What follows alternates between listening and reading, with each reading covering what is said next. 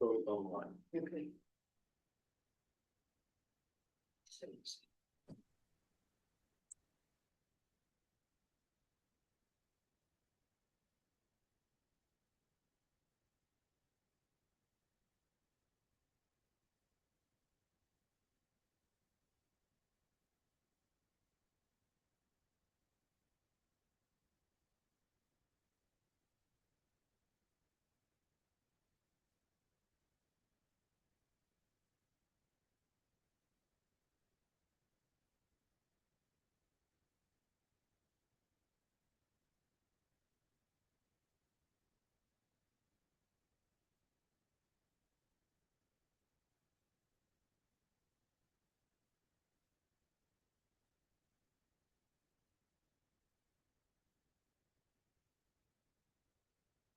Good, all righty, it is 6:11. Let's call the budget committee meeting to order. First rise for the pledge of allegiance. I Pledge allegiance to the flag of the United States of America and to the republic for which it stands, one nation, under God, indivisible, with liberty and justice for all. Sorry, roll call. Thank you. Commissioner Dumbrell, Present. Commissioner DeForge. Commissioner Hagedorn, Present. Commissioner Ugarte, Present. Commissioner Warrenton, Present. Commissioner Weber, Present. Chair Chris Barron, Present. Vice Chair Cindy Hurst, Here. Lisa Fry, Present. Larry Gonzalez, Here. David Hatcher, Here. Tom Murdoch, Here. and Tara Van Dyke. Here. Thank you. All right. First order of business, do we need to elect a new chair and vice chair? All right. Looking at you. So first order of business for the evening is I am actually no longer our chair, so we need to elect a chair and vice chair to run this meeting this evening. So open it up to the floor for any nominations. Cindy? I nominate Chris Barron to be the chair. I was seconded. We have a first and second. Is there any other nominations on the floor? All right, so first and seconded, all those in favor? Aye. Aye. Any Aye. opposed? Hearing none opposed, Chris Barron is elected vice or chair. Next order of business is we also need to elect a vice chair. So I'll open up the floor to hear any nominations on vice chair.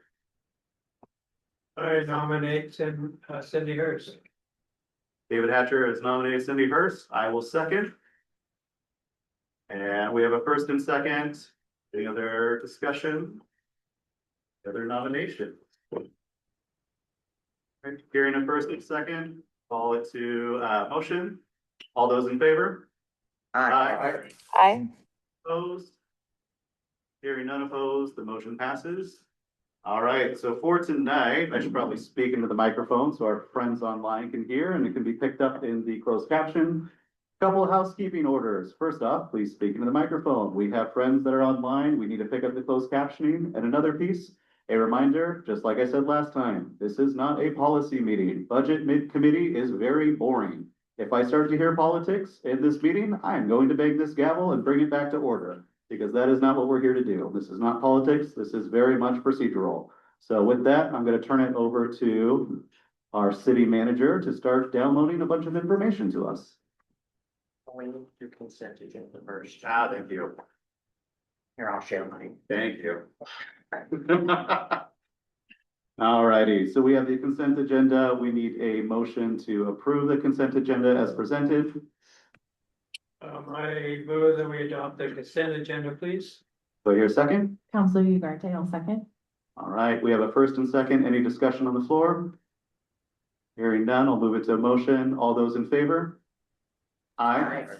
Any Aye. opposed? All right, the consent agenda is adopted.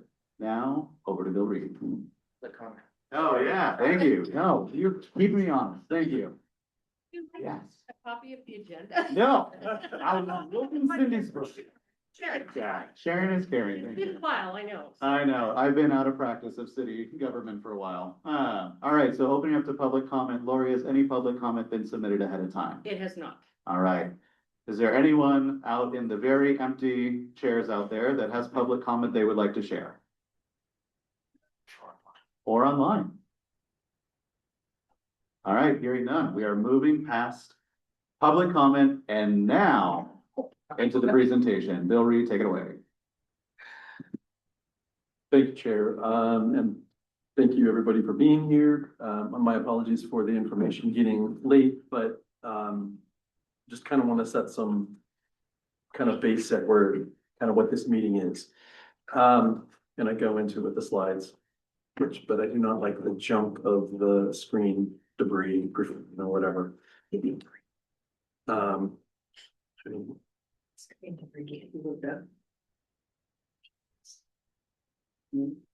okay. There you go. So the city of North Plains, so you all are gathered here for what's called a mid-biennium, just kind of check-in meeting. We're a biennial budget city. You all gathered last year in spring of 2025 to hear a proposed budget and go through the process of reaching a budget that you wanted to vote on and voted to approve. You did unanimously to send to city council for adoption. Your vote happened in May of last year. City council took up the budget recommendation from you all in June and did adopt unanimously.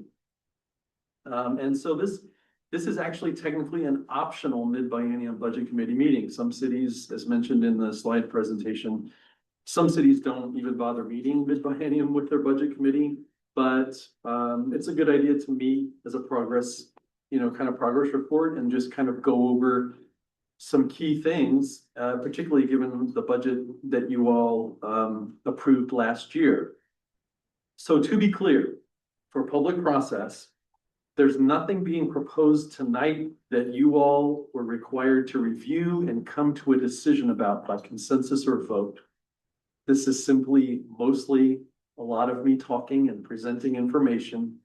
And then on some key points, the hope is there's some discussion whereby the city council members also taking part kind of get some advice from you all on how to maybe address some things. And all of the things we're talking about, for the most part, come from the budget that was approved and adopted. This body approved the 2025-27 biennial budget with some recommendations. And so we're going to mostly touch base about the recommendations and kind of give you an update about those things and hope for you all to discuss them just to kind of give some advice. So that's what we're doing here tonight. So there's no noticing of any documents to be approved or any of that. It's just a conversation for the most part. Just the current roster of the city budget committee. Thank you everybody for being here. In your packet and on the screen are the adopted budget priorities by city council. They adopted those last year in early May. And the budget that you all saw as the proposed budget and approved the budget was constructed with these priorities. And I won't reread them, but they are there just for you to remember. But that's how we constructed the budget. One comment on the priorities. This came up last budget season. I just want to bring it up again. It is not priority 1, priority 2. They're not ranked. That is just the priorities that council put ahead. So there's no ranking to those priorities. That is just what council has decided the priorities for the budget is. Thank you. I just wanted to comment on this. We didn't find that out until we were all done with the budget. Therefore, we all assumed that the police patrol was number 1 on the list and we focused on that. We didn't really focus on anything else. So I just want everybody to remember that as we go through the review. Thank you. Back to you. Okay, so that's it. Okay, so I'm going to walk through. We're going to walk through 6 different topics here, and the first one is going to be me just kind of prattling on about where we are on the budget regarding expenditures versus the budget that was adopted. And I kind of give you an idea of how we're doing going into FY 27 in the second half of the biennium. And then the rest of the topics are going to be kind of the conversational ones, and I'm going to try to watch the clock so that we get a chance to cover everything. But really the big topics tonight are, as was in the approved and adopted budget, the city was, and still is technically, but we're in the final days of it, negotiating and approving a final intergovernmental agreement with Washington County Cooperative Library Services. It dramatically changes how the city's library is funded in terms of county money, made possible by the 5-year optional levy that was passed in November by Washington County voters. And that set up a very different funding formula for all libraries in Washington County, but particularly for smaller libraries like North Plains and Banks for that matter. So we'll talk about that. And in particular, on the budget side, we won't talk service levels, we won't talk service delivery policy, but what we'll talk about are the differences in what the funding mechanism for WCCLS is going to be versus what we have in the budget as a guess at the time. That's the first thing. I didn't take out parks maintenance and funding. We will not be talking about that tonight. The second topic is going to be public safety, service levels and funding. And as Cindy mentioned, that seemed to be the priority number one based on a misunderstanding or miscommunication about budget priorities. But public safety as a cost per officer that's the single most expensive FTE that the city pays for by far. More than me, actually. Believe it or not, more than the city manager. So it is something that is worth rediscussing, but we'll talk about current service level, potential new service level, but really the funding issue around it. Then from there, Dustin will talk about a couple of different things, just an update on all of our capital projects, which ones have started, which ones have not yet, and why, and what we're doing, to get an understanding of why some of our capital funds are underspending at this point. And then he'll discuss kind of a key decision that council is going to have to make about replacing the roof on this building. But we would like to kind of hear your take on kind of the options we have for approaching it and the cost and paying for it.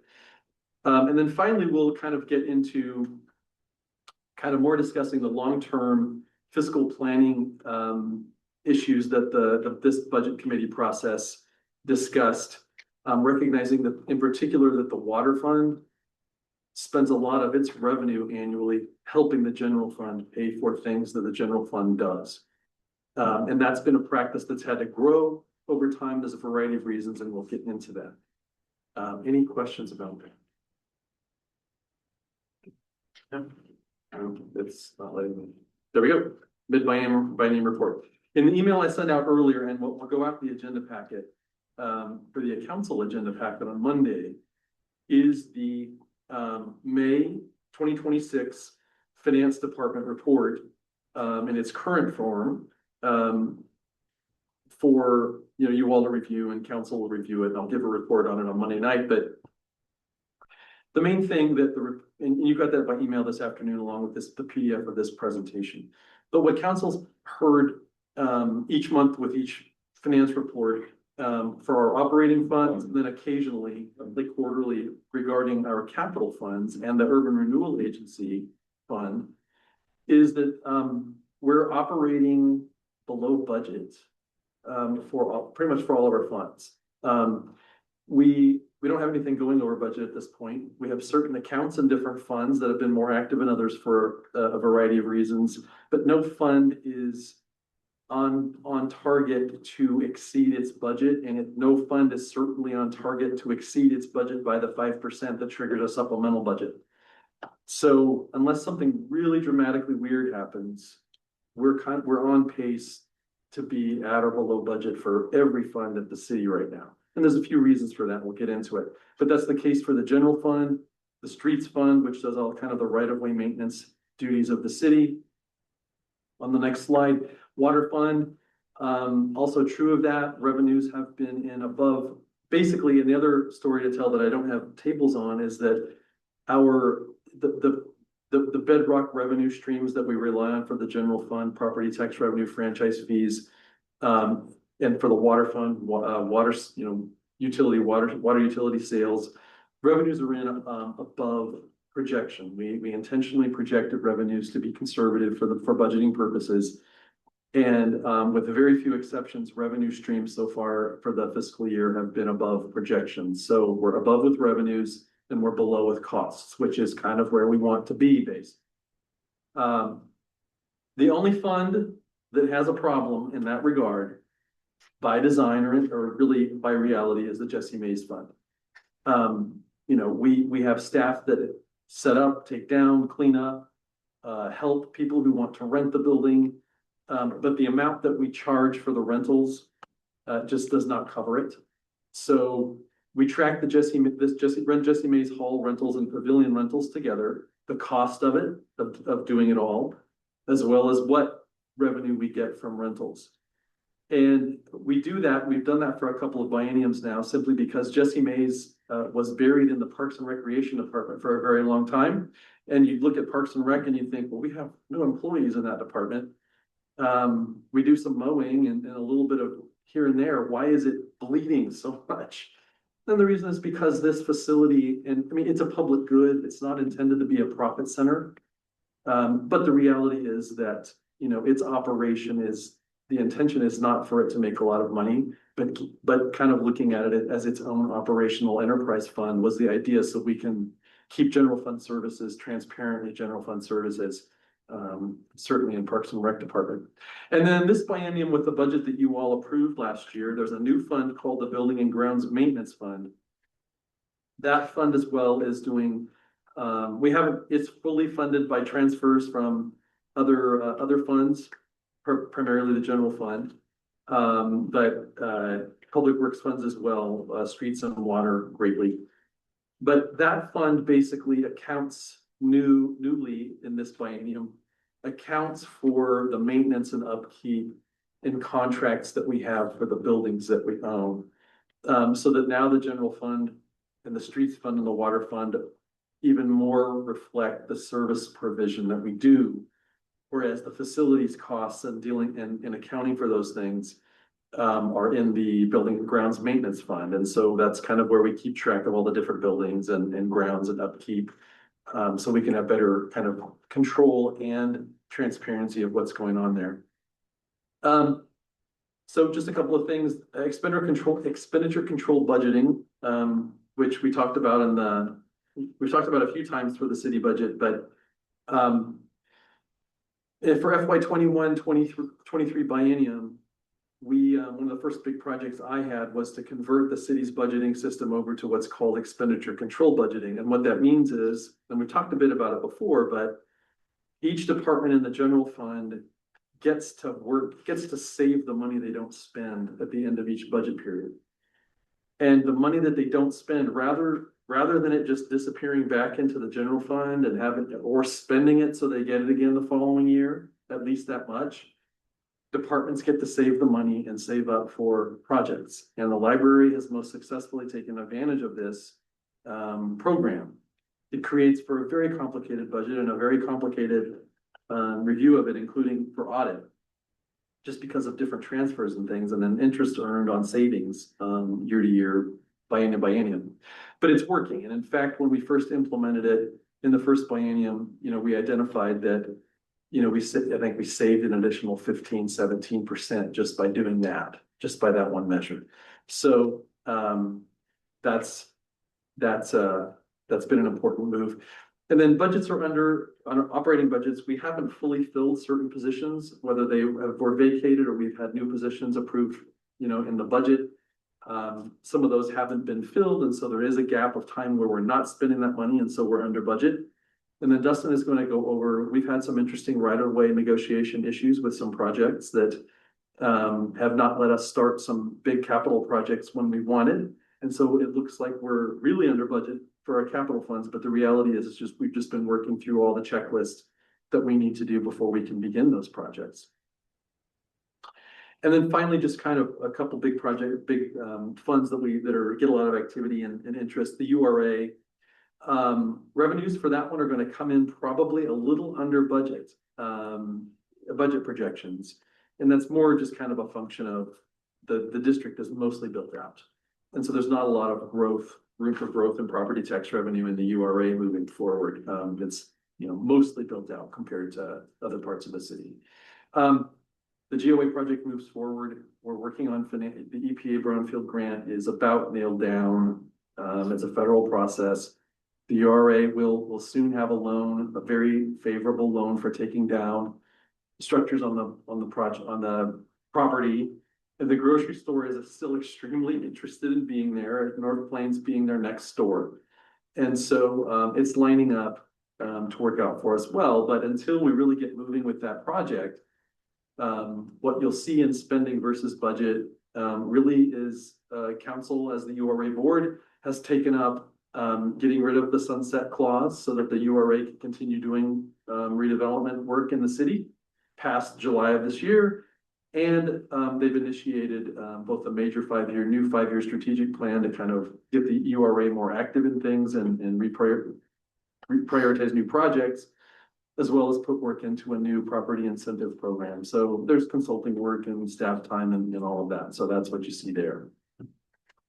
The transportation bond fund is the big, I didn't change the numbers on that, should say 25-27. The transportation bond fund is the primary fund that we use to do transportation capital projects in the city that really are targeted at projects we can't get away with paying for with SDCs in kind of the older parts of town where sidewalks are missing, or path or trail improvements are happening where we can't pay for them because they're not purely due to growth. We can't use system development charges or transportation development tax quite as much or at all to pay for those.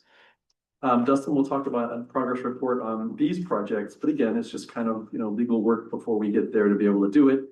The perimeter project here is a key one, and I'll let Dustin kind of cover that later. Sweet. We pause there real quick. Yes, you may. All right, just want to open it up. Is there any questions over what Bill has gone over so far that anyone wants to ask clarifying questions? Yes. Mr. Hatcher.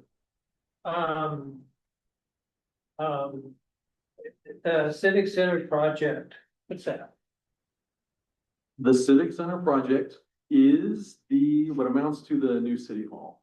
Back in 2021, City Council went through the process with FFA, an architecture firm, and a community outreach process to identify the need for, the project was called the Civic Center because it's kind of has some city hall components. It had a police department component. And then part of the component to it as well is just kind of amenities outdoors that would kind of make the city hall library area a bit more multi-use, fountains or what have you, so that people would come downtown more. With the construction of the Kindle building, that building supplies a lot. That building came along, planned and constructed since the Civic Center project was conceived and had a concept. So we're about to go through the process of redefining what the Civic Center project is. The police department wants to stay in the Kindle building because it's an emergency operations center and there's secure parking there. So we don't need that in the Civic Center quite as much. But we still need council chambers, like real public meeting space with appropriate AV investment. And there's still a variety of other space. The annex that we have now is wonderful reuse of the old city hall by the library, but it still doesn't get at the space that's been identified for library need over a 20-year period as well. So the new Civic Center project is going to satisfy those space needs. And the $1 million we got from Congress through USDA is the first down payment on. Okay. Thank you. Thank you. Any other questions? Mr. Whitler. Just one follow-up to that, Bill. It's listed under the URA. Now, what was reported to us by a meeting, I think it was Elaine Howard, that they no longer allow URA funds to be spent on city halls, that they did something in 2019, I think it was, and said that's no longer an option for us. So, I mean, that doesn't mean we can't build one, but it sounded like we couldn't use URA money for one. So we can ask her again about that, because what I heard from her as far as the city hall project goes is because it's an identified project in your 26-27 plan that you adopted, it's grandfathered in as acceptable. We couldn't add it as a new project. Okay. But because it's in there, it can, in part, at least, be funded with URA. I think what we'll work with Nick Kopanek and Tiberius on refining that. Okay. Because I think even though it's still grandfathered in as an eligible URA project, only in part, because I think there are restrictions on what of it URA dollars can if we want to put a fountain and other things that make the downtown district more attractive and usable, those are certainly things the URA can spend money on, but we need him to refine some of the specifics on that, because some aspect of it is grandfathered in, because the city council a long time ago put that in as a project. Okay. Any other questions before we continue? Commissioner Hurst? You mentioned that, the council had taken out the sunset clause in the URA, on the URA, and that there's going to be a 5-year strategic plan. So the sunset clause, was there a new date that had to be put in there? Or is it just the URA is continuous? I'm wanting to understand that. Sure, no problem. No, it's a great question. So, the sunset clause that was in the urban renewal plan was an optional condition added in the urban renewal plans 20+ years ago. That if a city wanted to at the time have a defined term for the URA, it was typically a 20-year period, and at the time, that's what was put in. That 20-year term would have been July 17th of this year. It would have ended, and the URA couldn't do anything else. So that condition has just been struck, redlined out of the plan, but nothing has been put in to replace it. So there's no new 20-year, there's no new 40-year sunset date. They're pretty uncommon in urban renewal plans anymore. So if that's something new or different that the city council as the urban renewal board should discuss, then that's a policy topic, but it's an option. Okay, I just didn't know if there was a future date that had to be dealt with. Okay. No required date. It's even more optional now versus when it was then. Sweet. Just to make sure I'm not ignoring our commissioners online, any questions from you? No? You go. Hearing none, please continue. Okay, so the next slide really just kind of nails down or repeats kind of the 4 things that this body voted to approve the 25-27 budget, but with some recommendations to city council. And so I just wanted to repeat this slide and share that we'll be getting into it pretty soon. But the 2 long-term things really are the water fund has increasingly been supporting the general fund. We have a very low property tax rate. And so the water fund over time has been increasingly transferring money over to help pay for what the permanent levy that we have is not able to do anymore. Plus you throw in Measure 50 and restrictions around that, and over time, it just gets to be a more and more difficult formula.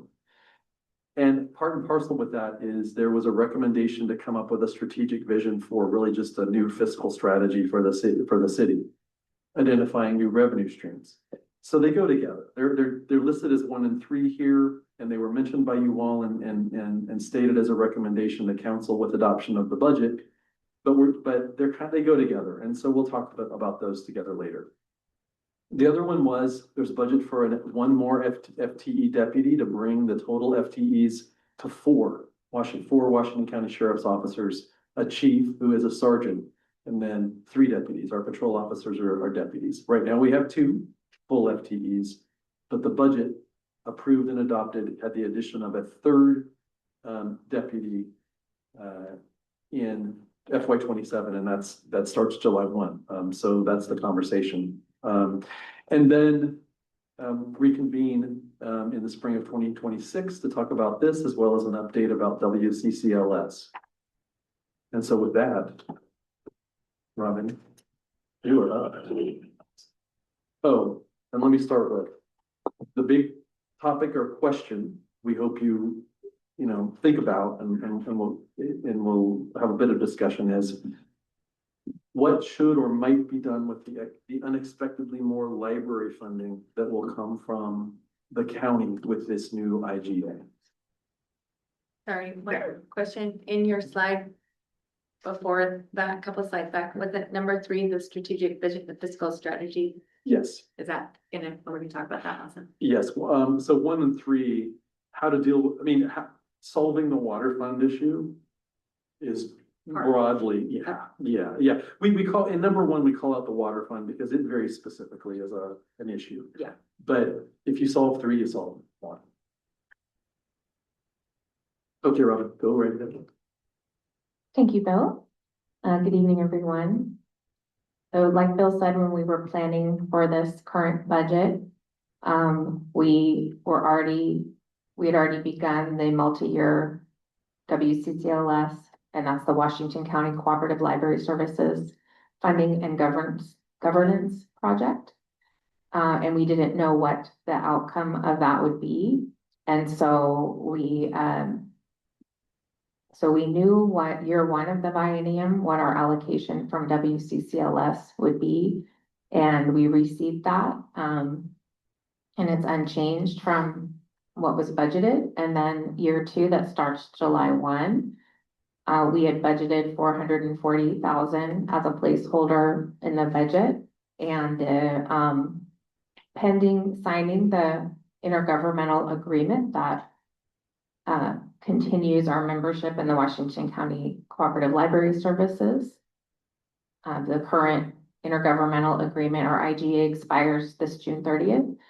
Once we sign that soon, the final draft is coming soon, then that agreement has us receiving $512,000 next fiscal year, with a formula based on property tax for the following 4 years of the agreement.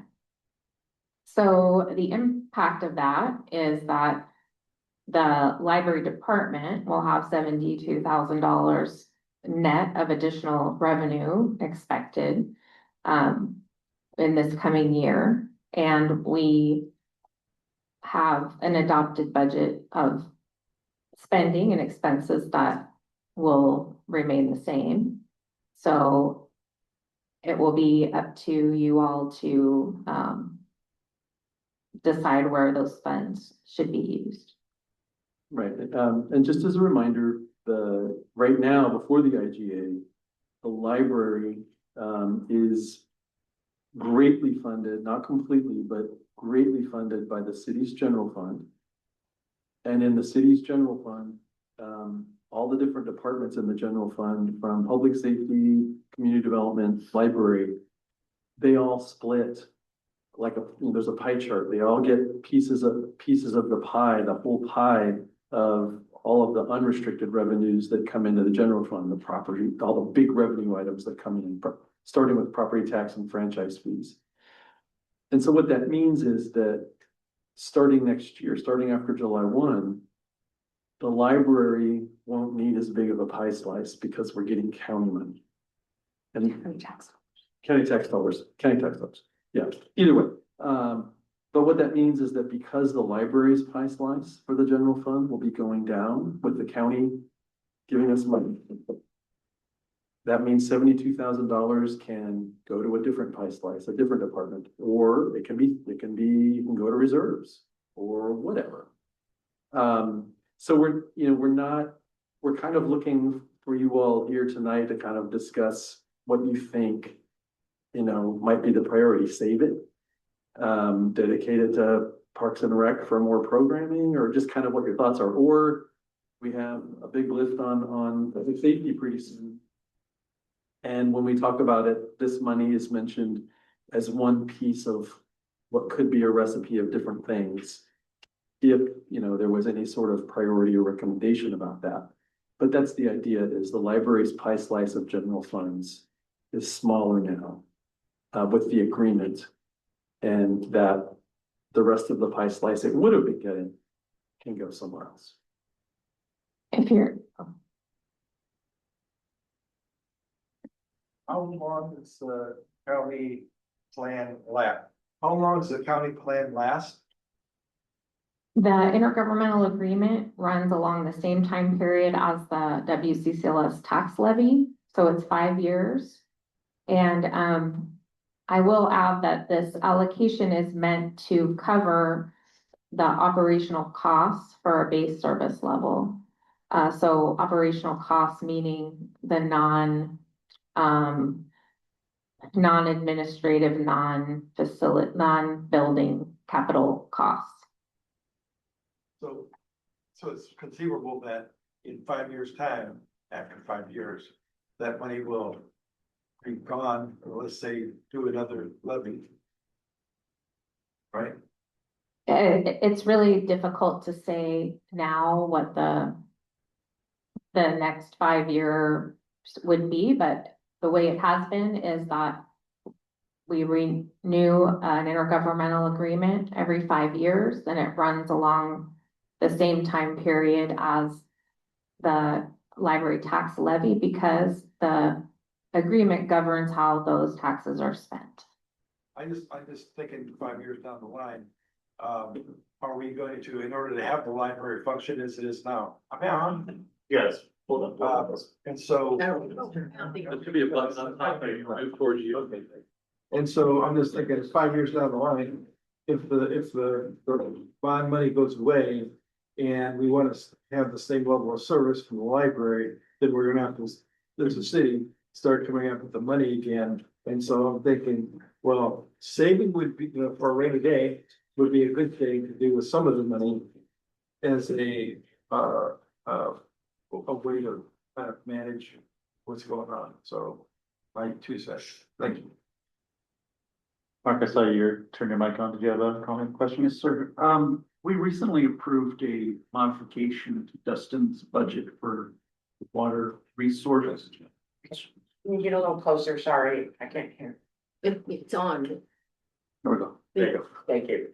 We recently approved an addition to the budget to support Dustin in the water department.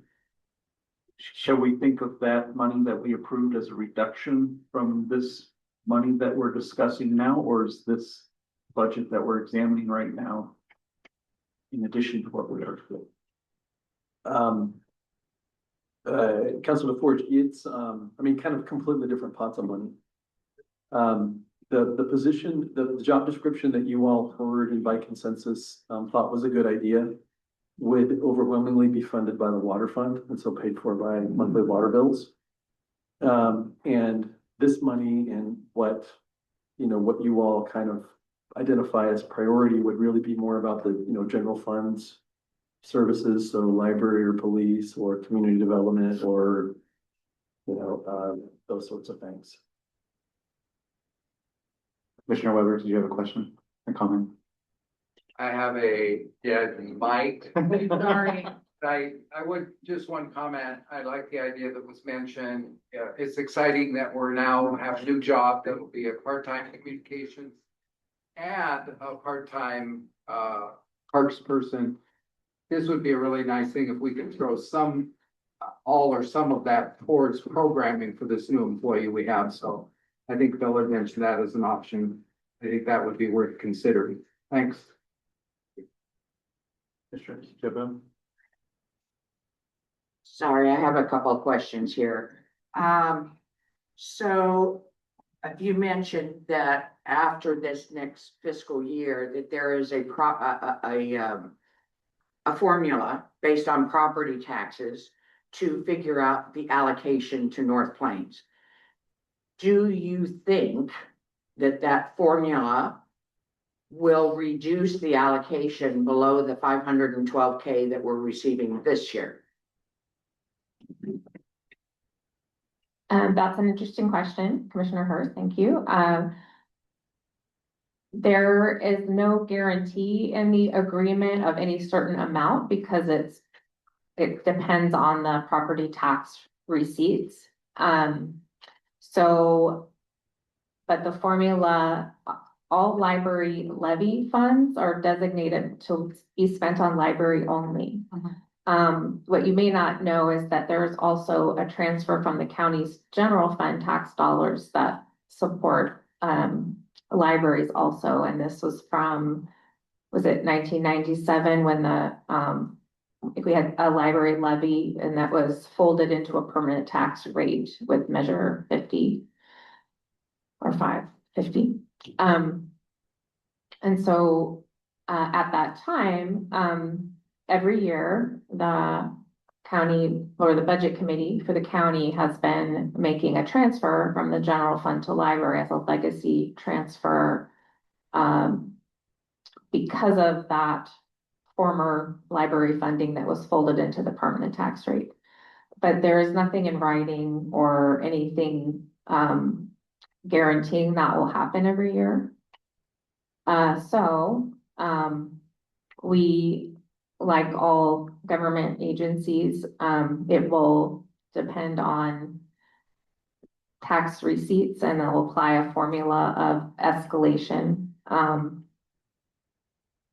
There's details in the agreement, but for this year we're talking about tonight, we do have an amount, it's the 512,000, and when we start preparing the next biennium budget, we'll discuss that more. Could I follow up to that? So all the city managers with libraries are part of what's called the WCCLS Executive Committee. And what I would put at the end of Robin's answer is yet. There's length, when the levy was passed, it supports this. You can still go online to read this. The voters were told library funding would go up with this new levy and higher levy rate that was approved. And so there is work being done to put some tighter language around some assurances about future funding levels.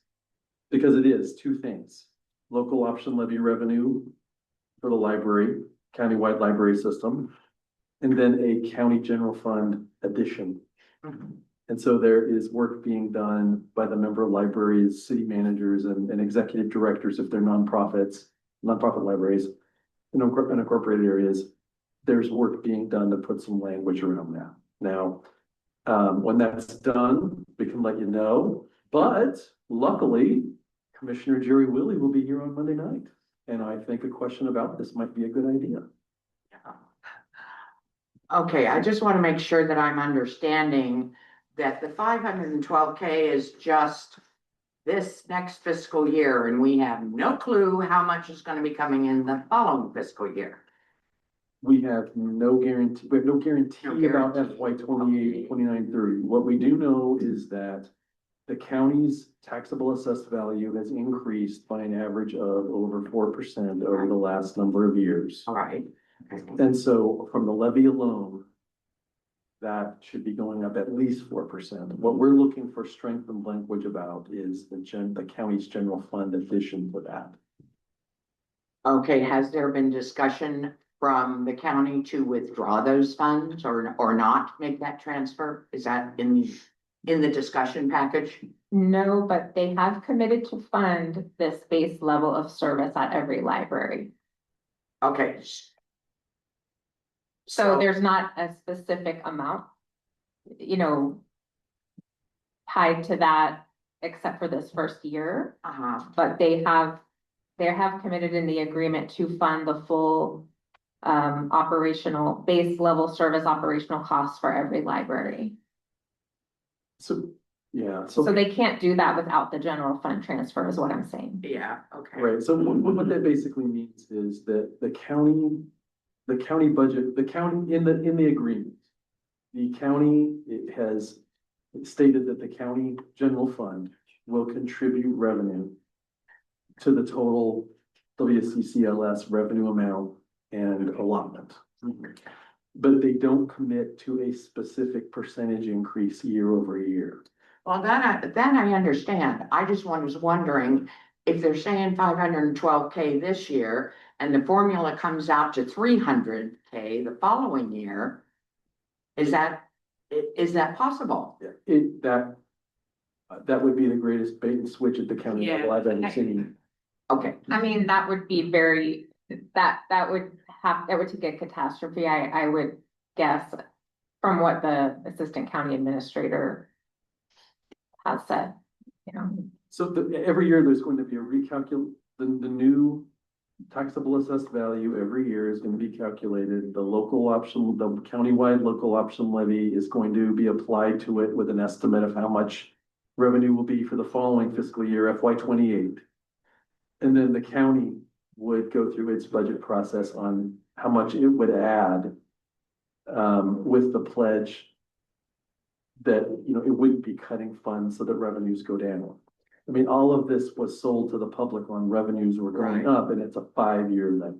yeah, okay. Now they might say this year it's gonna be $1 million and next year it's $1.25 Right. because there's a problem.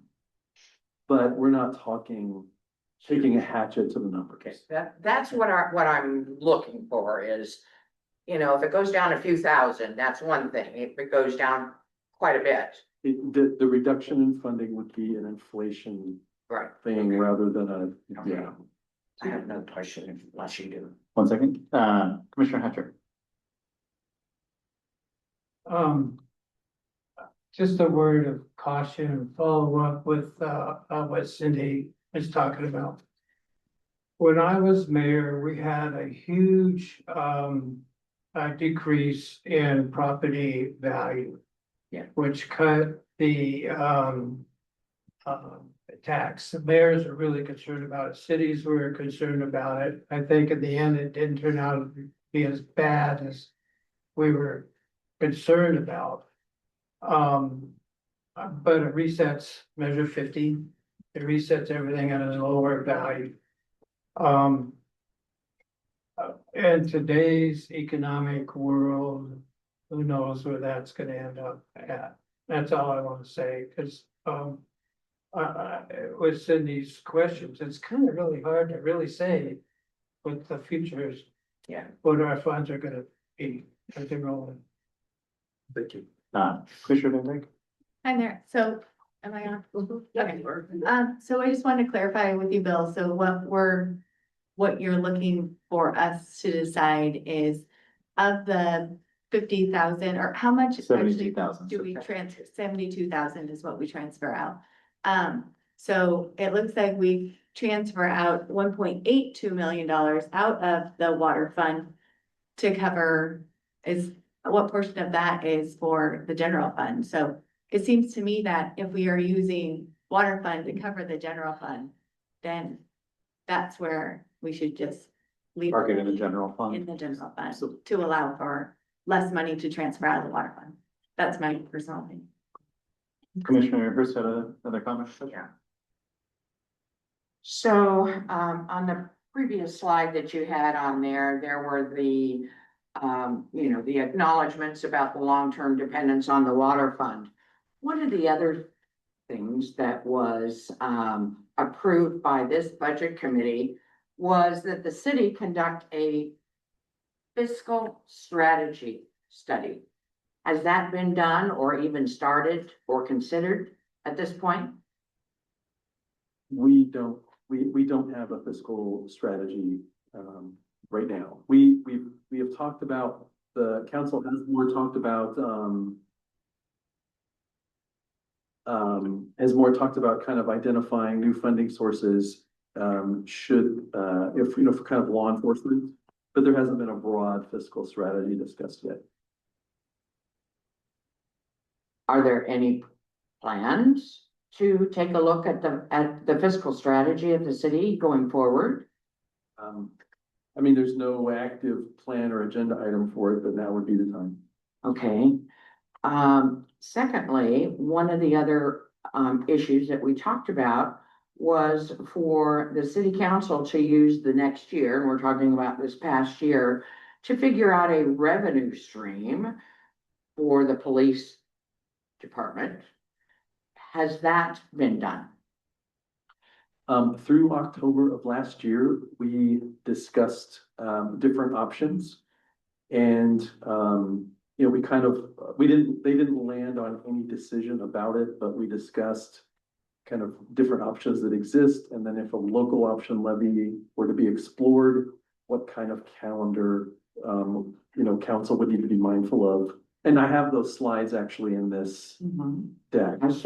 I know about those, because I think it was September that I came before the council asking again about looking for the revenue stream, and if they wanted a revenue stream, they had to get off the mark, because February was the deadline for putting anything on the ballot. So nothing has been done in that vein since October. In that vein, no, not since October. Okay. Thank you. Great questions, and I'm also gonna just kind of veer us back to the task at hand. We are talking about 72,000. These are great questions and probably comments for public comment at city council meetings. Mr. Murdoch. Just the work ahead. Yep. Okay, just quick, don't want to read too far ahead into the slides. But I think we do need to park it, because if I'm not mistaken, somewhere later on, you're going to be asking us to make a recommendation on $50,000 or $80,000 for Jesse Mays. That I don't know that that's in the budget for the roof repair, is it? No, that will be something that would be a recommendation to probably use contingency funds to pay for. Which I would come out of the Jesse Mays line item, correct? No, actually, it would be it can be a general fund contingency expenditure through the Parks and Recreation Department, and ultimately a transfer. But that's the easiest place to make use a contingency for the roof. Okay. Bill, Robin, please continue.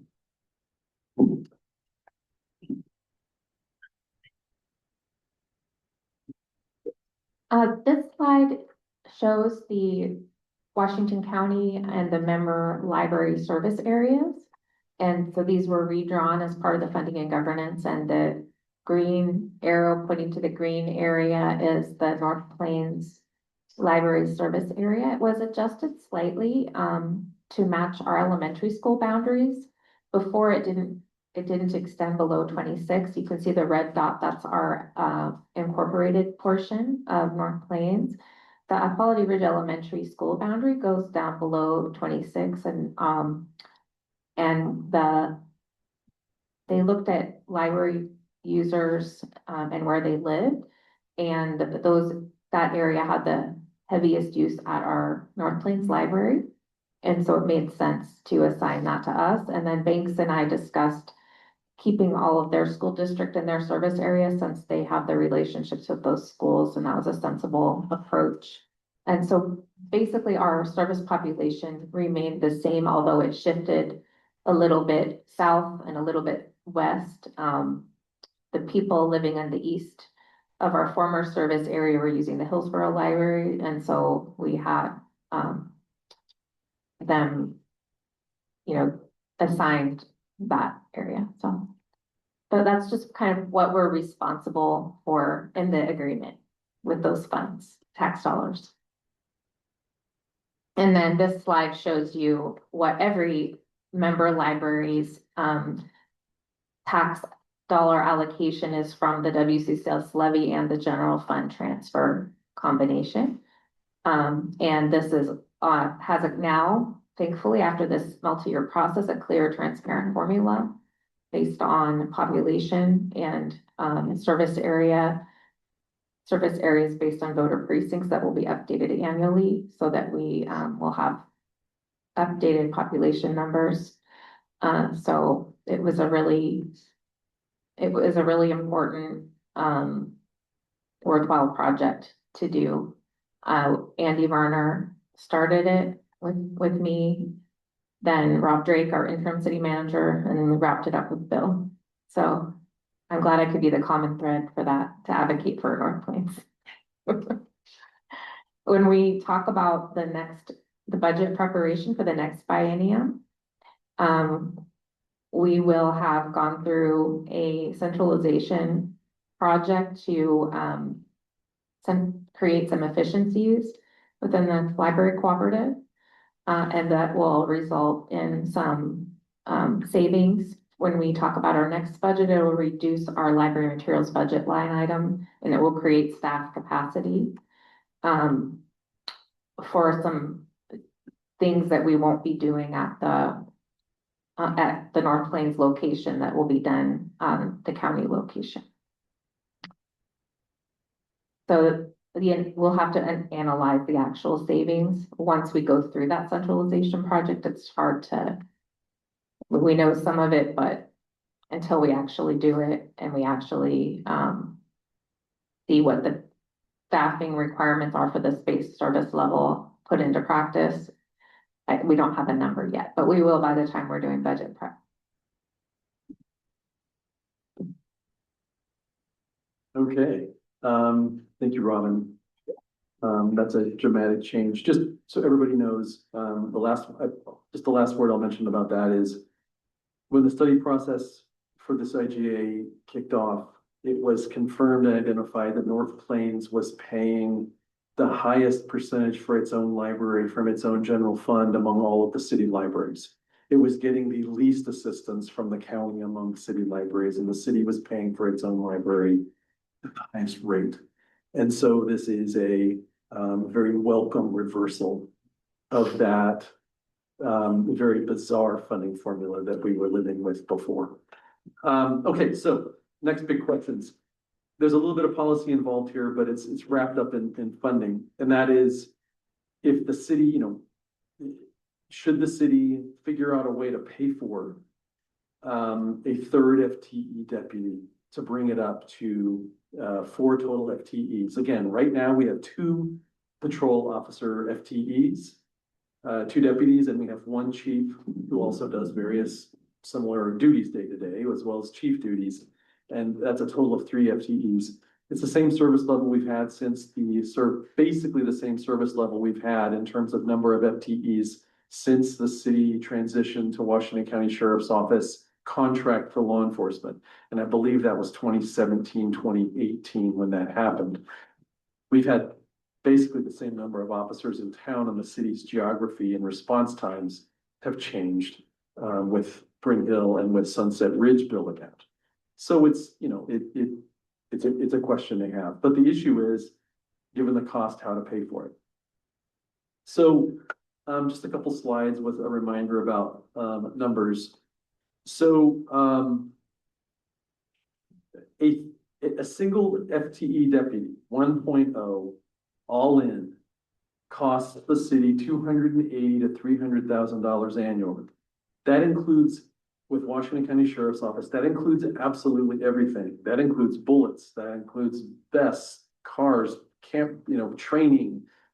I mean, everything involved in the cost of an officer is embedded in that figure. But it is $280,000 to $300,000 annually, depending on overtime. So by far the most expensive FTE the city pays for. Actually, the sergeant, the chief, is more than that by 15 to 30,000, depending on overtime. The total adopted budget that you all approved and the council adopted for public safety, which does include a bit of emergency management, but not a ton, is $1.9 million. That's what you approved and council adopted last year for the biennium.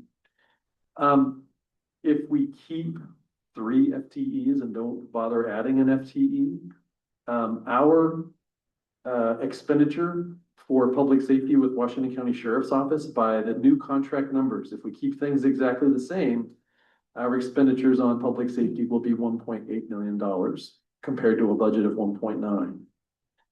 If a new FTE is added, we're looking at over $2.1 million total. So we would be looking at definitely an increase in how much public safety is spending. Now, having said that, the context is that while we track individual departments and we're careful about every line item, account with every department.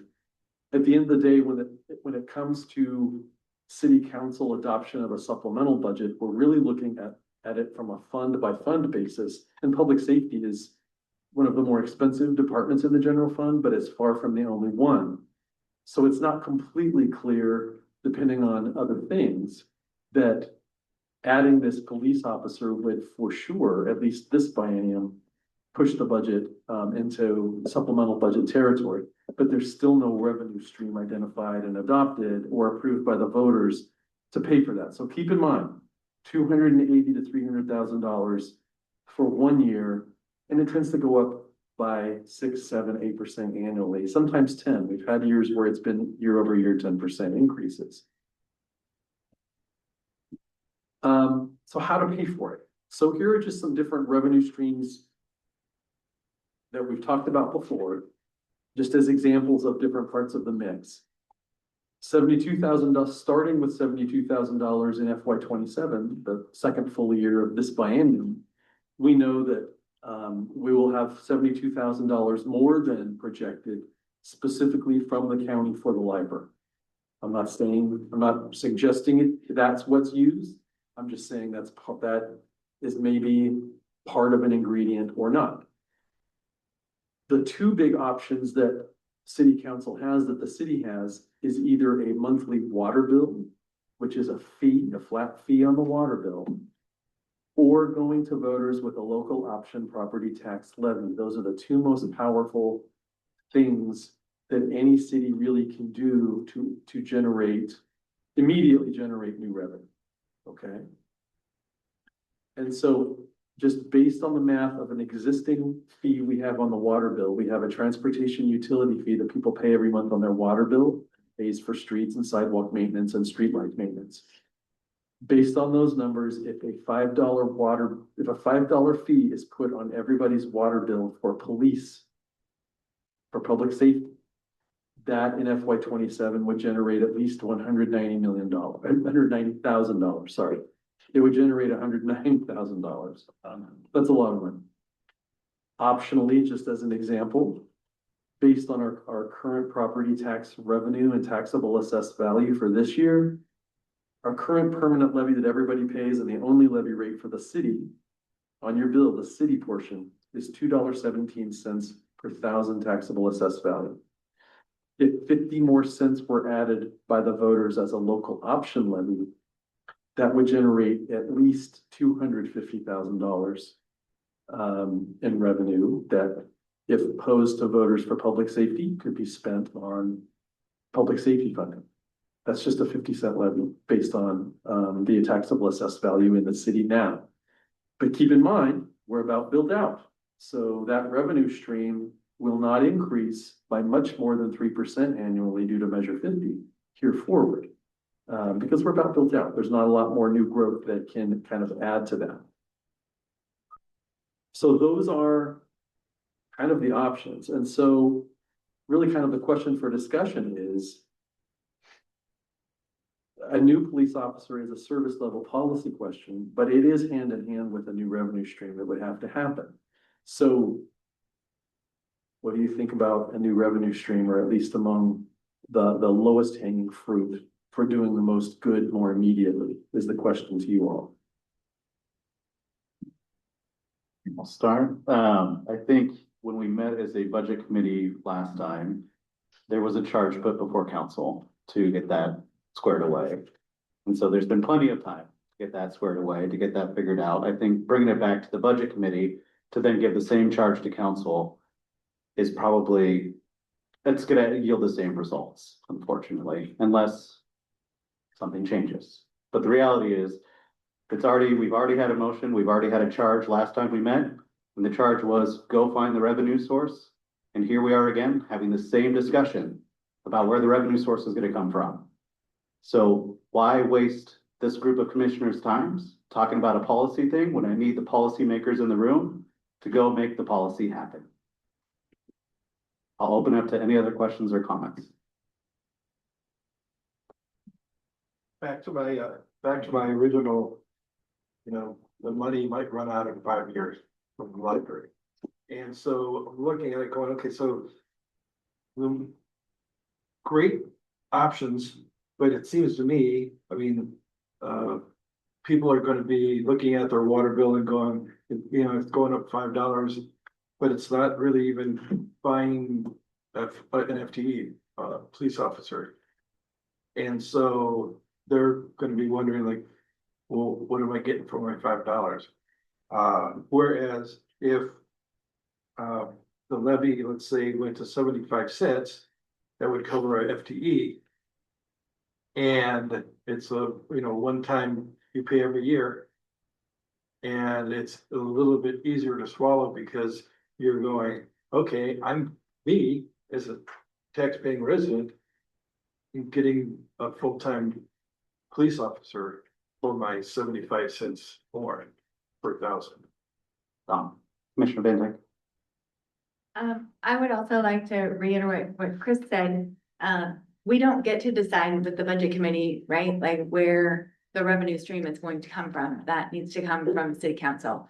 So having us make suggestions is all we can do. We can't make a decision on that. That needs to go to city council. So I do have a couple other questions in regard to this though. Do we know what other cities around us, what their what their staffing level is for other cities? So is for an appropriate funding, and that's one of the questions that I have. Sure. So staff knows, we have, there's kind of an annual survey internally among cities of police staffing and how it's paid for. And in other cities, frankly, there are local option levies that specifically fund police.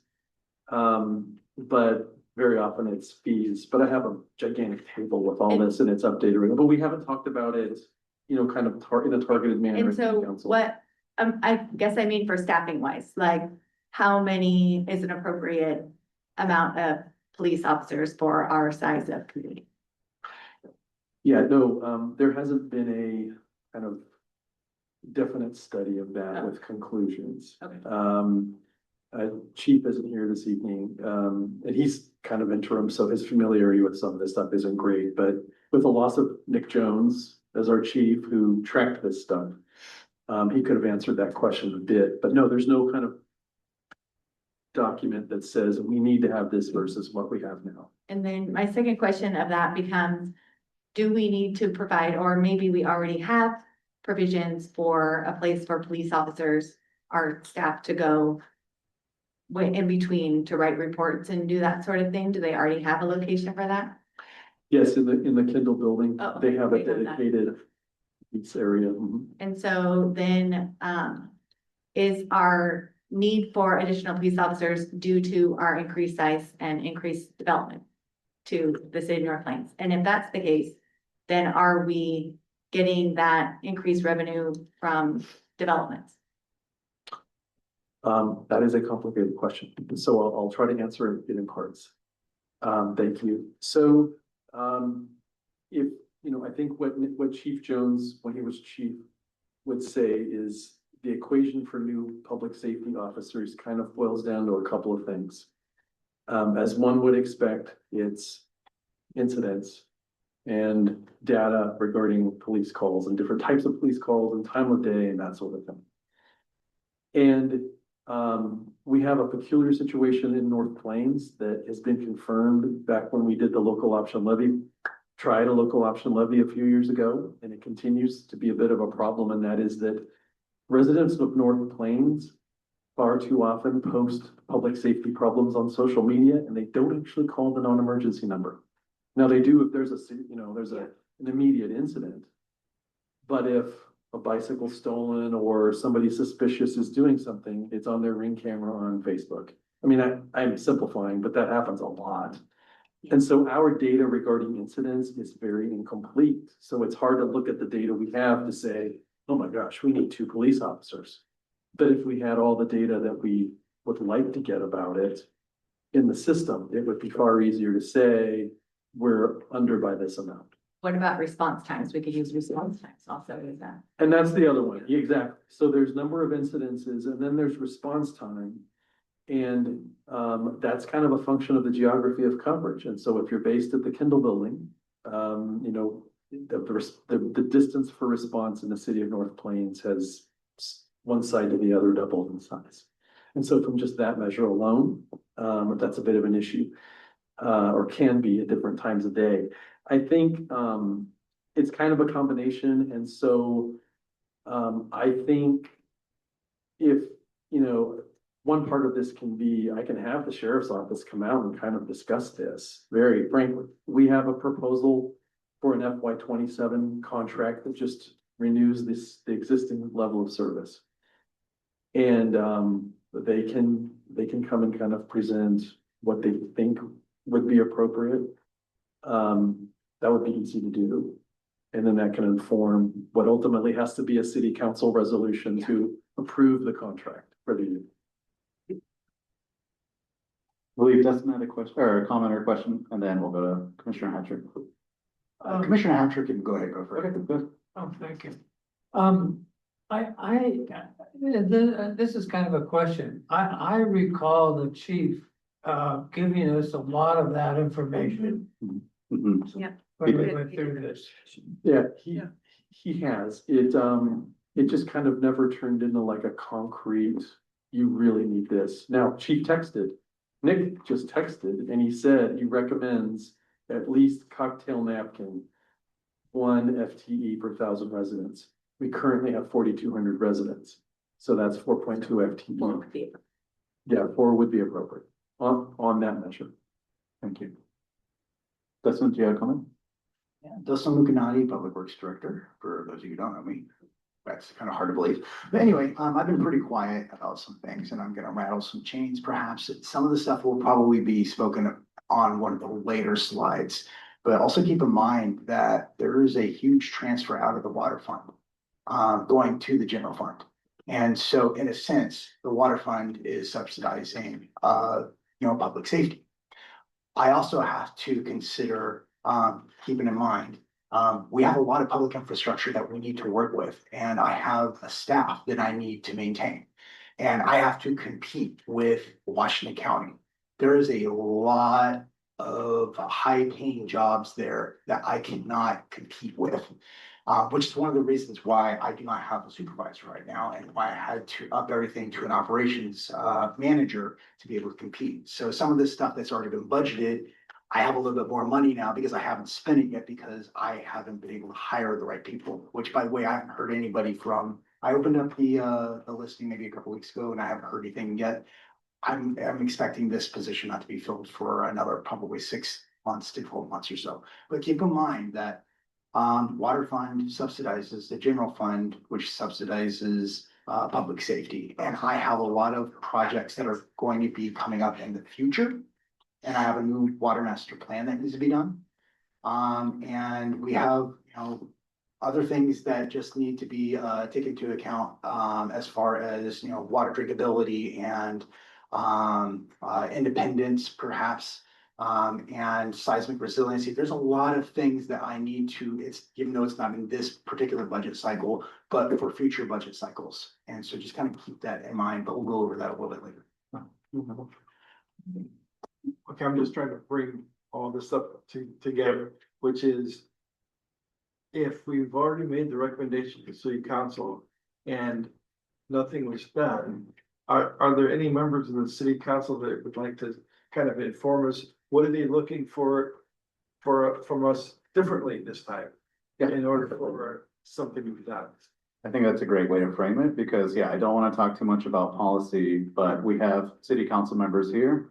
I see 2 viable options and it's on our policymakers to decide which option they want to run with and which one they're going to tell their constituents they're moving forward with. But if you have other ideas or you want other recommendations, this is the time for it. The reality is a recommendation and a charge was given last time, and it's going to be the same one this time. If I could jump in, Bill, can you clarify on this position? I assume that this is daytime coverage and not nighttime coverage with this extra position. So I know officer safety is an issue at night. Yeah, great question. So, Commissioner LaForge, for this meeting. So an additional position at this point would help, begin to cover patrol overnight a few nights a week. There was a period of time where we were spending a lot of overtime doing that with existing officers or other Washington County officers willing to volunteer for the overnight overtime.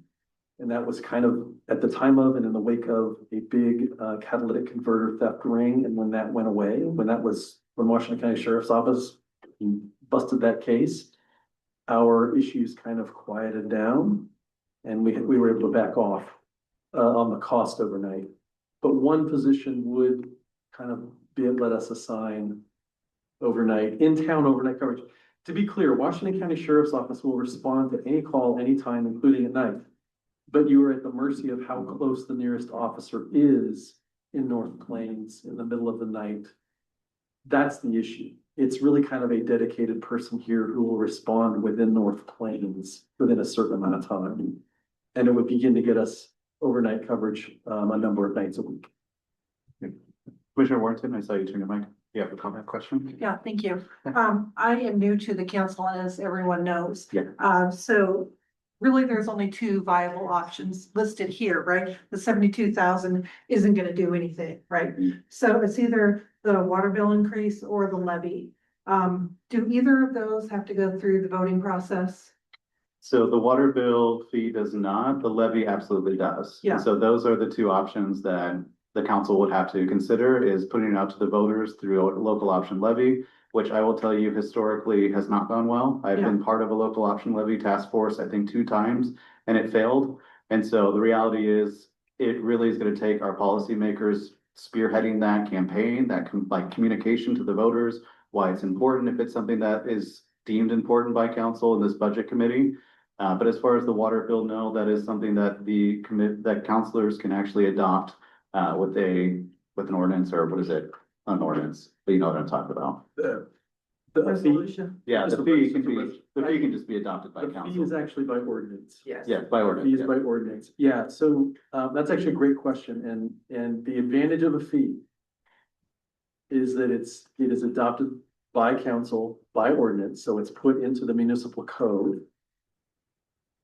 And it is up to council thereafter to determine what the level is, or however, it's perpetually a fee until council decides to eliminate it, as opposed to a local option levy, which has a defined 5-year period. So just questioning again, Commissioner Barron, can we get the paperwork sent before council again so we can review it in more detail absolutely. than just talking about it here? Absolutely, yeah. As I look around, I take note that there's 1, 2, 3 new counselors from the last time we met a year ago. So yeah, there's definitely a new group at the table. And so, yeah, I think it's time to reconvene and have those conversations again. Commissioner Hagedorn? 2 comments here. Well, yeah, 2 comments here. One, it's 7:30, so I'm gonna do a time check. Yeah. I think we've discussed this topic enough. It's a council issue and primarily in the Agreed. policy bullseye. So we can and should work with the mayor to make sure that the city manager and the mayor get this back at it to current bit or old business, whatever Agreed. we would categorize that this as. But I do want to emphasize that as the city grows, the number and nature of the issues that we see in the city also change. We've had a domestic violence issue recently that happened overnight, and I believe the time that the victim had to wait was in the 15-minute ballpark, and this was a physical aggravated violence in the New Bryn Hill district. I think we also have some squatters, so that's another net new flavor. So the nature of our issues are no longer speeding tickets and burning pipe business. So we do need to take this issue seriously, and especially overnight. So that's all I have. Thanks. Thank you. And yeah, I agree with your comment. We've veered off into policy. And so I would just say, stay in charge as before. Let's let our policymakers make the decision. Mr. Reed? I was just gonna say one other thing, and it does get into policy, but what I will say is, council soon, they're gonna find out on Monday. We have come up with with the city attorney, we've come up with a new chapter of code that spells out very specifically how the city can enforce non-land use code so that we can send things to court if need be in ways that we are not able to right now because our code is so old and difficult to use. And that's going to make police officers busy in town, for instance, and that kind of changes the dynamic as well. So there will be more activity for police officers to be doing because they can do something about some things. Excellent, thank you. All right, let's get back to the presentation. It looks like we're at Public Works, Capital Projects and Status Updates. So Dustin, I'm gonna guess that's probably you. Get back to me. Unless Bill, you look like you had something more. No. All right, cool. Let's get rid of it. All right, this first table is straight from the budget, and keep in mind that all the capital projects are not on this table. There are some other capital outlays that are within the budget, but these are just the major projects that are presented, and that's kind of the outline that I'm using for this particular slideshow. Next slide. The two major projects that are the closest to fruition are the Main Street Improvement Project and the Jesse Mays Perimeter Project. And both of them right now, although that they are 100% designed, we can't go forward with a bid just quite yet because we're waiting for utilities to relocate. And it's not always an easy game. I know some of you had been around when there's relocation issues with the North Avenue project, but that's with the developer. That takes a lot more time than working with the city, and this is taking time. So we're having some right-of-way issues, and it kind of goes back to franchise agreements and everything, where can they relocate their poles and things like that, and it's just kind of a back and forth tug of war with the legal department and everything. And so I wish it was faster, but we're kind of held up by some of these right-of-way issues on both of these projects. But once all that is out of the way, these two projects will be ready to bid. We'll have community meetings and just kind of describe what's going on, and we'll be ready to go on these. Next slide. Unless there's any questions on those particular questions on those projects. Also, yeah, I haven't spent any money on all these capital projects because we're still waiting on utilities for the most part. That's going to be a common theme within construction.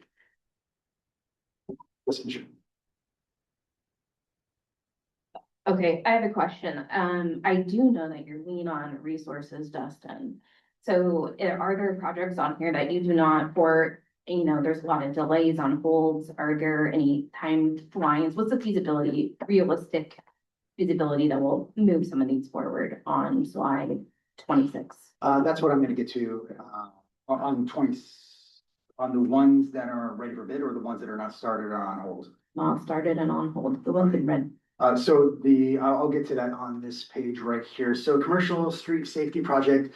So this is a project it's actually, 3 projects in one by 4 funds. And so it's a $300,000 project that has kind of already been budgeted for.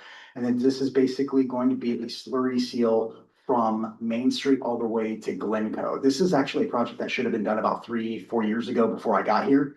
And was listed on our pavement management program, but it just has not gotten there.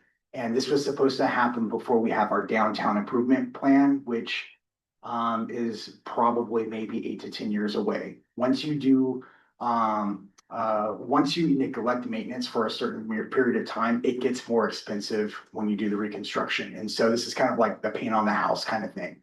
And so we have the ADA reconstruction at 314th, the commercial, and the library sidewalks, and then the slurry seal, and then the restriping on as part of this project. And fortunately, we are a contender for the small city allotment, which is going to provide about $250,000. And if we win this particular bid, we got about $250,000, $300,000 to be able to reallocate at another project. But this is probably a project that we can get out and actually installed and done before the end of July. And so this might be the first project that we'll actually see results on. And so I'm kind of excited about that. The other thing that's going on, Wasco Street at Main intersection improvements. It's a joint project with a developer. And if you've noticed, Wasco's closed right there. I mean, it's in really bad shape. with some of the extra funding that is gonna be available, we're going to be able to do an overlay on that, because that street's not gonna be open and we're not gonna have traffic, go over that really rundown street.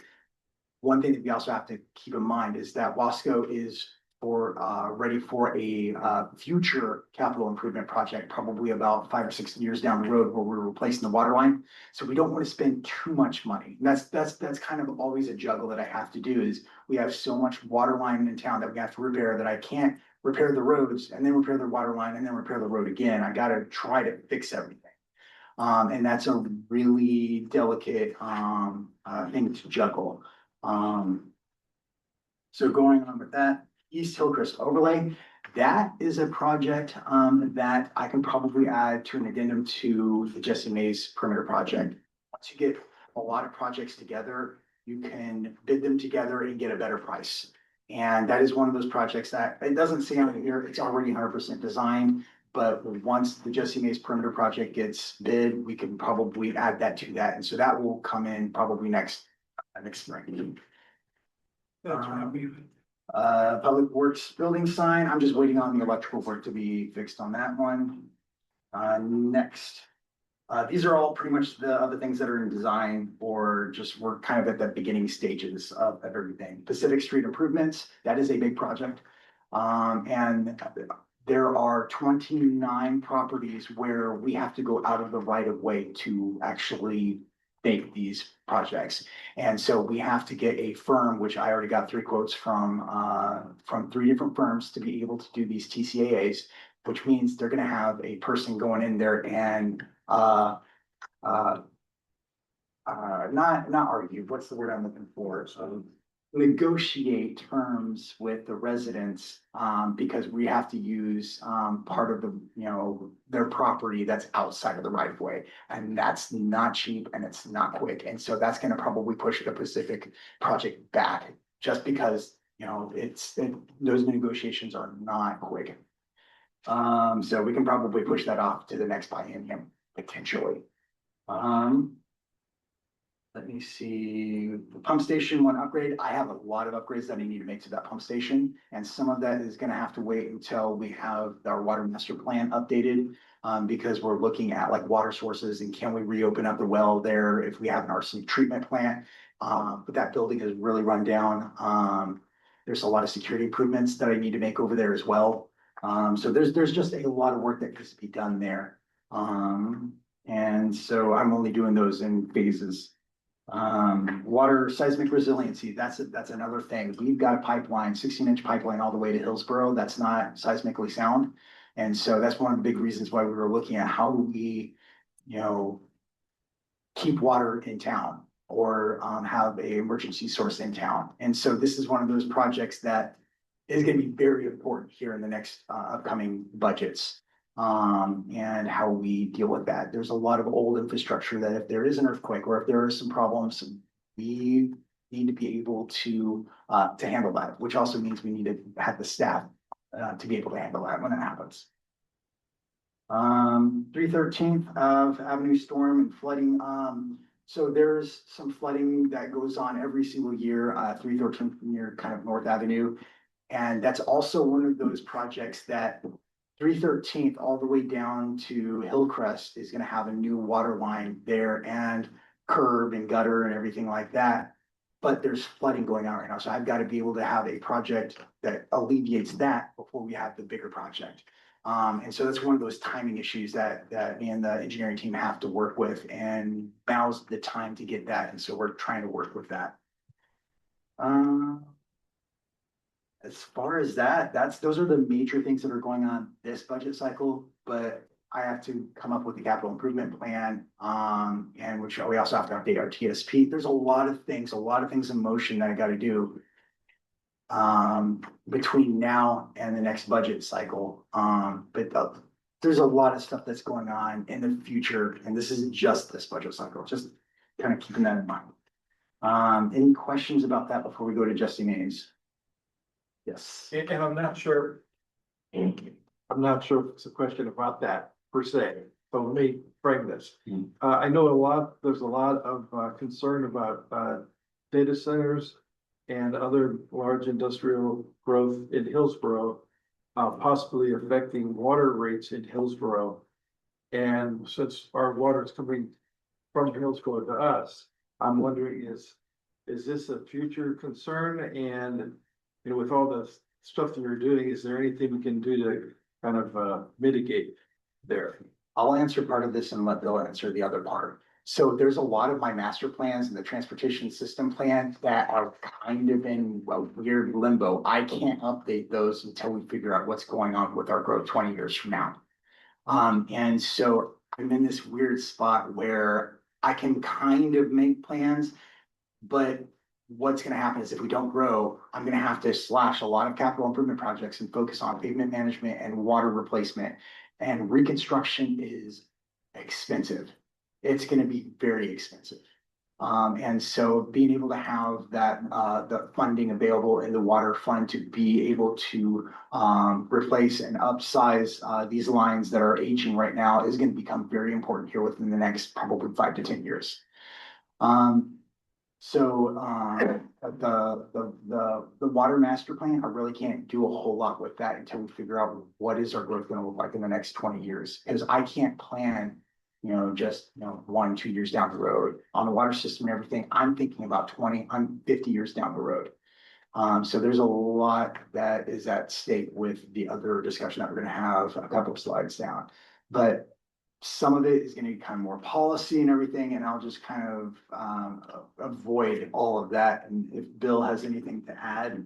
For the water rates, here in the city council proposes water rates and it's adopted at council. So the question as far as like, if there's data centers in Hillsborough, is that gonna impact us? Only if council decides to vote on raising the water rates. Am I correct, council? Or Bill? Well, we buy water wholesale. I know we buy water wholesale, but what we charge, because the question was what we charge the residents. Actually, what the wholesale. You want the wholesale cost? Okay. Yeah, the big answer to the question on water only is that, I think you can expect the cost of water to go up every year no matter what.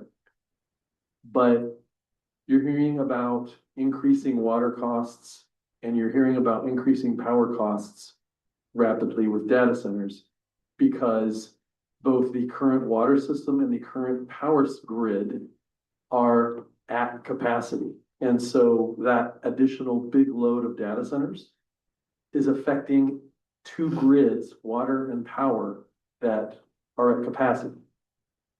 On the water side, luckily, the Willamette water supply is about to be turned on. That will be millions of gallons of water capacity that will be introduced to the system. And the escalation in water costs from everything, including data centers, will be moderated because all of a sudden the water grid has been dramatically increased. Hasn't happened yet. Part of the reason why we now have to pay Northwest Natural to be our, help us with our water system is because TVWD has shifted their staff over to getting ready for turning the switch on for everybody on water. Water is always going to go up, but when the Willamette Valley water supply comes online, it will be less of an issue from any particular use, including data centers. PGE and the power grid is a different story. And you hear that in the news more. But on the water side of things, with Willamette Valley water supply coming online, and just so you know, North Plains is, when it does come online, North Plains will continue to get its water from Ag Lake. We will not be getting water from the Willamette River. That's going to be going into other parts of Hillsborough, but North Plains and the North Hillsborough industrial area, all will still continue to be getting water from Ag Lake. Thank you. One thing to add to that, with the water source studies and everything that we are doing, we are never going to be able to be fully independent water supply. Like we just are not able to sustain that. So anything that I do is going to be something that is more of like a backup, like in case like that main 16-inch line goes down, at least we have water in town to be able to kind of subsidize everything. So we are kind of past that point of being able to provide our full independence. So we're going to have to work with regionally to kind of deal with this. All right, thank you. Yeah, thank you. Bill, you want to continue with Jesse and Minnie's? But the big question here is, what's the best roof replacement choice from a cost perspective? So Dustin, take it away. Okay, when this was not something that would, it was something that I was going to assess for the next budget cycle because I knew the roof was getting old. So when we started having roof leaks happening last winter, it was like, oh, that kind of pushes up the timeline a little bit. And when I got the first initial estimates and everything, oh, this is going to be an easy $25,000 job. You know, we can work with this. But as I got the quotes, it's kind of like one of those, you peel back the layers. It's like, you don't want to keep on peeling back those layers because now we got to, you know, fix potential, you know, the rot and everything. The roof is in bad shape, even though it's 22 years old. The roof is in very bad shape. And so some of the basically everybody was telling me that we need to get a new roof, we need to get new trim, we need to get new gutters, we need to get some of the stuff that's fixed up there and behind the wall and make sure that nothing is rotting in place. Because this building is fairly old and we want to maintain it for as long as we can. We also have we're thinking about upgrading like the AV system in the kitchen. And it's like, okay, do we want to have a 25-year life cycle on this building or are we looking for a 50-year life cycle? And that's kind of where the discussion is going is, you know, I could spend 50,000 now for 25 years. But then again, that roof that we put in 22 years ago was supposed to be a 25-year roof and it's already done. Or we could spend a little bit more for like a metal roof. Metal roofs, that's what we have on all of our other buildings or most of our other buildings in town. And so we're thinking of longevity for something like that. And so the big question here is, with all the improvements that we're going to make to this facility, if we want to make it, you know, kind of a destination, I also have something that's coming up next budget cycles, like for security improvements for here.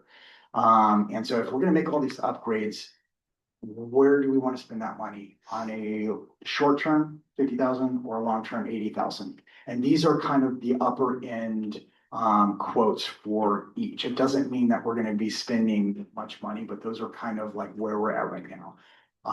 For example, like the $80,000, I might get a bid for, you know, 65,000 for that 50-year roof. I don't know. But I do know right now, the higher quote that I've got is right around that area. So this is kind of what I'm looking for. A little bit of guidance is, are we looking for long-term or short-term? And that's kind of where I'm at this point. Commissioner Van Dyke? So my question is, like you commented on as you're putting a new roof on, so your quote or your estimate is 50,000 for just a roof, right? Or is that considering when she's tearing? No, that's everything, including interior. You have to replace the ceiling tiles. Yeah, that's everything that needs to be done. That's both exterior and interior and fixing any rot. That includes the gutter, that includes the trim that goes underneath it, that includes all the appurtenances that are like the fans and everything that's up there. Because if anybody has ever done construction, you know, once you open it up, you open up a whole other can of worms. Yes. So your 50,000 project could end up being your $80,000 project. It could be. Yeah. Yeah. So, and then my next question then would be, do we want this building here for 25 years, or is there potential that it would be replaced in? Exactly.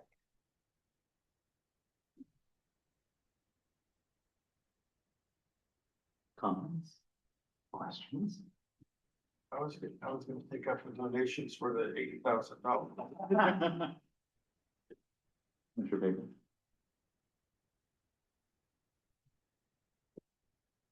Commissioner McGuire. Oh, my goodness. Okay. Thank you. It's been a long time, but I just wanted to, just discuss, you know, and this might be more of a Bill or Dustin question, but what is the feasibility of ever getting a grant or coming into a lottery windfall to replace this building and creating some sort of new community hall?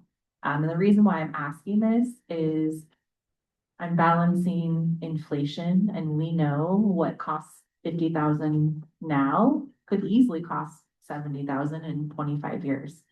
And again, no one has a crystal ball, but I'm just balancing, like, do we just bite the bullet now and spend the 80,000 so that we have this building and maybe we have funding later on, but I'll pause there. So I think we would need to look at this building sort of like looking at the current library annex civic center project. It would have to be some kind of combination of bond. You know, depending on what you redo this building with. You know, you conceivably, if you did something that kind of was like an amenity of some kind besides just being a hall, you might be able to get away under current law with urban renewal money to pay for some of it, maybe. And then you're looking at kind of a big ask for the Oregon lottery dollars or something. I mean, it's kind of a big lift. And you know, we would have to really stitch together a few different sources. So then my question and food for thought for this board is to think through, do we want a short-term fix for a cheap price? Or do we want to invest in the longevity of this building that's a huge historical asset for the town? Commissioner Hatcher? Where are these funds coming from? The 50 or 80,000? Either. Yeah, I think the easiest way to pay for it would be a use of this. The general fund has $200,000 contingency in the budget, and we haven't touched the contingency in the budget, and that it could be used for that. That would be the easiest way to do it. Okay, thank you. I'm gonna quote my father-in-law. Good ain't cheap, cheap ain't good. So when looking at this, I mean, my personal feelings on it would be to, one, we've already heard that there's $72,000 from the overage from the library that could actually go into the general fund. So that could go right into the general fund, and we could look at the $80,000 plan. And knowing that there's a contingency, but we're also adding $72,000 back to that contingency, so it's actually $272,000. And so that could actually take this project and do something that's gonna be here longer, better, and not, you know, like you said, we're battling inflation at that point. It's 80,000 now. It could be 120, 135,000 later. So those are just my personal opinions on it, and open up to other comments and questions. Yeah, Commissioner Murdoch. More of just a quick question. How old is the building? I do not have the age for that. I'm sorry. The early 1900s? I'm sorry, what? No, the age of how old is this building? Our historian. You're the historian of the community. Bear with me a minute. I've gotta go back and think. Well, this is probably newer than the original school. Pardon? This is newer than the original school, so. Is that what you're looking at? No, if Butch Kiddo were here, he'd be able to tell you right on. Okay, I have been here 47 years. It was here at that time, and it was old at that time. Okay. I am thinking, if I remember correctly, it's in the 60s, late 60s. 63. I may be wrong. Oh, you found it? Did you find it? But it looked faster than me, Lori. Well, that's what, now wait a minute here. No, Because it was laid out in, I feel like you guys have answered this before, and it was like in the 30s or. this says Yeah. September 2020. okay, so when the new North Plains Elementary School was built, that's when the old school was torn down and this was preserved. And I believe it was late 60s. When it was That's all I can say, yeah. Yeah, this is the only piece of the old school that survived. Yeah. And I recall in the 1915 for the school. yeah, And this was the only, sorry. 1960. This community center was originally built as the gymnasium. If this is correct, I fact checked it. yeah. Originally built as a gymnasium for the elementary school. The school itself was constructed in 1915 on Hillcrest Avenue, where Jessie Mays Park now stands. Okay, 1950. but it was used for the school, not as a Commissioner Weber. Yeah, it was dimensions. Couple thoughts. I'm a fan of this building, restoring it in some way if we can, doing it right. So I would favor the better roof, but I also favor figuring out a way to do something inside. If we can't ever fix up the inside, then we've kind of wasted our money. We're in the process, I'm on the URA as the other counselors. We will probably know in the next couple months, once we talk more with the expert in URAs, whether we could access some of that money for a renovation of this. There are other examples. Cornelius has an old gymnasium. They're putting over $1 million of URA money into a renovation. So perhaps that, we'll know more in a couple months if that's feasible, if the council favors it. The other question I would ask of Bill, the Parks Foundation Fund. Bill, is there any possibility of using any of the Parks Fund money for that, since this is the Parks building? The Parks Capital Fund? Yeah. That is where we keep system development charges, and those can only be used for for facilities for growth. So since this is an existing building, if you wanted to renovate this building and add square footage, because we've gotten bigger, you could use the fund for the addition. But we can't use it to refurbish the existing building. I was just looking at that online and it looked like there was a couple grants and other things besides the SDCs that got put in there. Of a couple $100,000. I'm not sure what those. Yeah, I mean, call, but if there's other money that was put in there, that's what I've heard too. We can't use the SDC. Yeah. But if there's other money that went in there from other sources, I would presume that potentially could be used. I mean, if there was money put in there for refurbishment or of existing buildings, then, we would need to very carefully earmark that. But really the fund is for system development charges, and I'm not sure what the grants were. I know what the grants were from. They were bricks for the Veterans Park, and the Veterans Park was new, and so that's why they were that money. That probably is what that money was.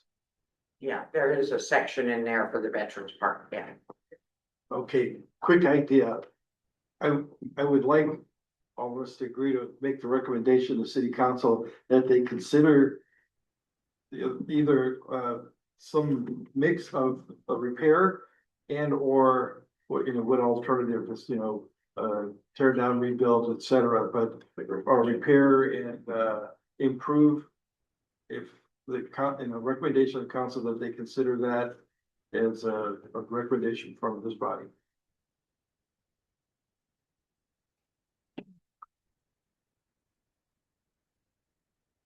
I see you turning your mic on. Thank you, Councilor Ugarte. Just a quick point of clarification. Are you recommending the $50,000 25-year repair or the 50-year $80,000? I'm recommending that the city council look at this because this is in their purview and make some kind of a decision based on our recommendation. So we would have recommendation is look at all the alternatives and come up with a plan for this building. Either tear it down, fix it up, fix up the cheap way or the expensive way, whatever you decide, I'm all for it. But I would like to put it in front of the council to make all decisions about that. I believe we have to make a specific recommendation to the council to consider. Is that correct, Bill? Yes, and one thing I would just remind folks about this building is that until we build a civic center, this is our place for public meetings, which means we need a roof to protect up to $120,000 in AV equipment we need to buy and install so that we can have proper meetings and audio and recordings. Until we have a civic center, this is it. Commissioner Murdoch? Man down. I just wanted to finish my thought from earlier. So I was asking about the age because I would think that we would put the 80,000 into it. If this really is 111-year-old building right now, and it's a historic part of the city, that we should maintain it and then, not in my purview, probably not anybody here, but shouldn't this be some kind of a historic monument or historic building for the city? Which I know opens up a lot of other things, but that's just my thoughts on it. All right, so we do need to make a recommendation. I'm hearing a lot more towards the 80,000. Am I hearing correctly? I just want to make sure I'm not misrepresenting anyone. Commissioner, anything? I would just like to make one more comment before we take final recommendations, but there are also seismic rehab grants and other grants available for roof replacements. So I would like the city to look into some potential grants for Roof replacements, roof okay. replacements. Yeah, seismic rehab grant program, SRGP. Yes, Commissioner Hurst. Yes, there are a lot of grants out there. However, almost all of those grants have to be awarded before you can do any kind of fixing. It's not like you can fix it and then go get the money and get it. And I'm assuming that it needs to be done this summer. Yeah. And that's the only thing about grants. And once again, I'm going to walk back and talk about the fiscal strategy that this city has or has not.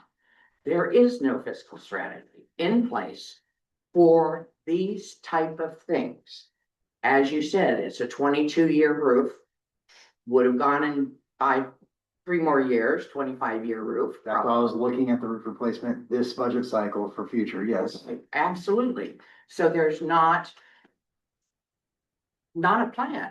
And I'm concerned about that as a budget committee member, because we're talking a budget and overall, Bill, correct me if I'm wrong, is it 13 million that the city has income, revenue? Off the top of my head, 13 million total revenue. No, 13 million is how much we're spending. Okay, Yes. so our revenue is around there. Anyway, for a corporation that is this big to not have any kind of fiscal strategy moving forward, not even a 5-year, let alone a 20-year, is absolutely untenable. All right, let's, for the sake of time, it's 8:02. I'm sure I've missed tucking my daughter in at this point, and I'm sure others have as well. We do need to make a recommendation. Commissioner Hatcher?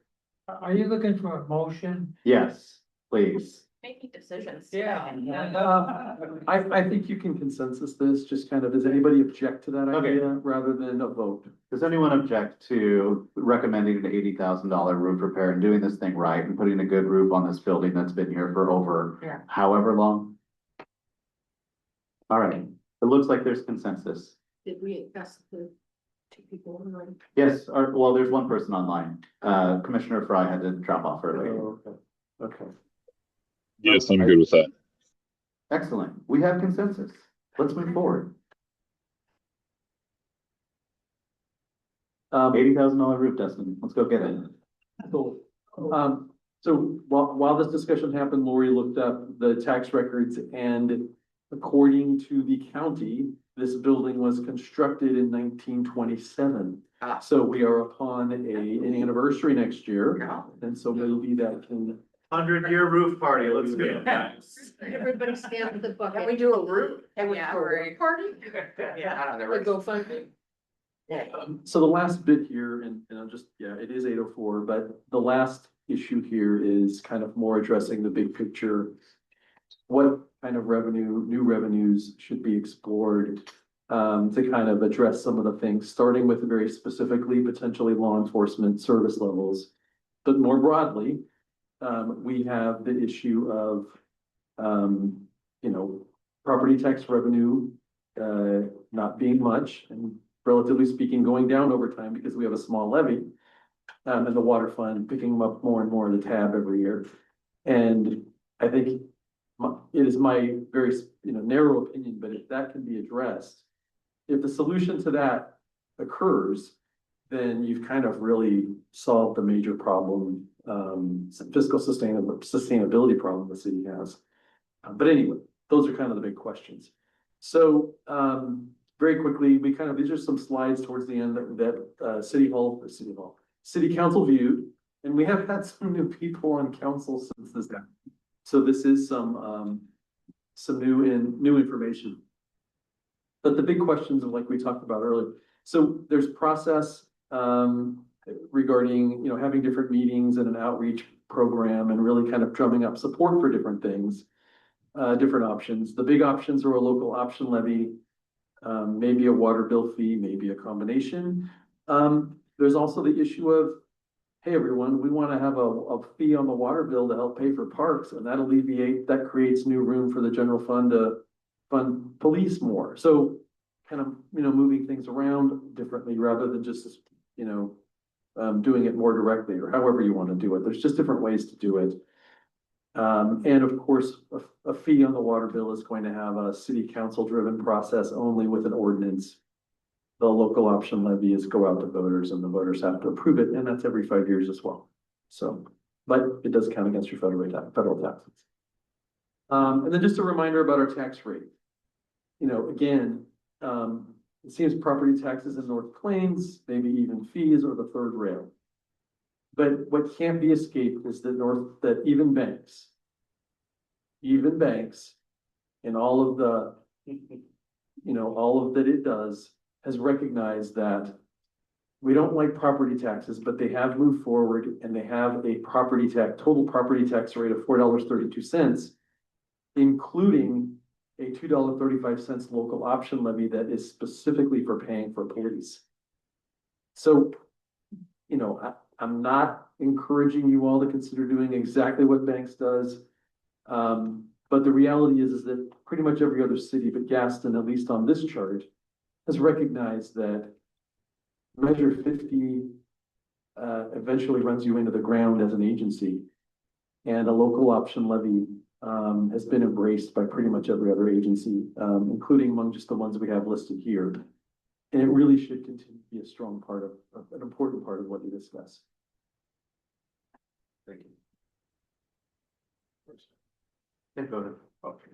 I hate to repeat what's been said in the room already, but a fiscal strategy in combination with looking at funding sources and how we're going to fund the city, I think is a great combination. And if I was going to make a recommendation to city council is you can do both and have be very, very effective for long term, the next 5, 10, 20 years. A really, well thought out fiscal strategy, taking into consideration growth options and, or no growth options or wherever you stand, having a fiscal strategy that supports that, and then looking at funding for the city and all the services, et cetera, that the residents want, I think would be a great recommendation. I know it's more kind of on the verge of policy, but it seems like a great recommendation to the council is to take a wise look at both and build a plan, based on kind of a long-term look. Thank you. Bill, you have one more slide for us? Just to be aware of calendar, if ultimately a process leads to a preference to include a local option levy in the toolbox, so to speak, there are just different deadlines for when levy language has to be submitted and approved to make the ballot. But then there's also a different schedule for when the money is received. So at this point, if the city council decided that some kind of local option levy was appropriate and to put it on the ballot in November, we have till August to get it on the ballot, the language approved and to get it on the ballot. The money wouldn't be received until actually fiscal year FY28, the way the calendar works. So whether it's this August or whether this February, February of 2027, if a local option levy went to the voters in either time, either election, we wouldn't receive until the following fiscal year. So we're kind of in the long wait period for funds, at least from a levy. So. Commissioner Hurst. As I mentioned, I think it was September that I came before the city council and explained to them the calendar and if they wanted to do something along the line that the budget committee had recommended. If I'm not mistaken, it was the first meeting in December where the city council would have to make a final decision in order to put the levy on the ballot for May. So we're talking now until the first part of December. So that's not a long time. I don't think it can be done in August because of the time, it's the timing. The city council would have to approve something the first time in July in order for it to get on August. Yeah, no, great point. I guess what I would say is that whether, because whether you hurry and get it on the ballot for November by getting it on the, by filing in August. Yeah. Or whether you wait till February of next year, Anyway. it's not showing up until November of Right. So. or 2027, but fiscal year 20. Yeah. Sweet. Thank you. Sounds like I'm gonna just say, sounds like there's consensus to go back to council and look at the options again. And I thank the council members that are in this room for being present and being part of this group tonight. At this point, Bill, is there any closing remarks you have before we close out our meeting? I don't believe so. I just appreciate everybody kind of, if you have questions, let me know. But no, appreciate the conversation. Yeah, and I echo that. Thank you, everyone. We're all volunteers, and budget committee is such a thrilling time, but great discussion tonight. Meeting's adjourned at 8:11. But Chris, you started late. I know. So what time do we start? 6:10. 2 hours. 2 hours. Yeah.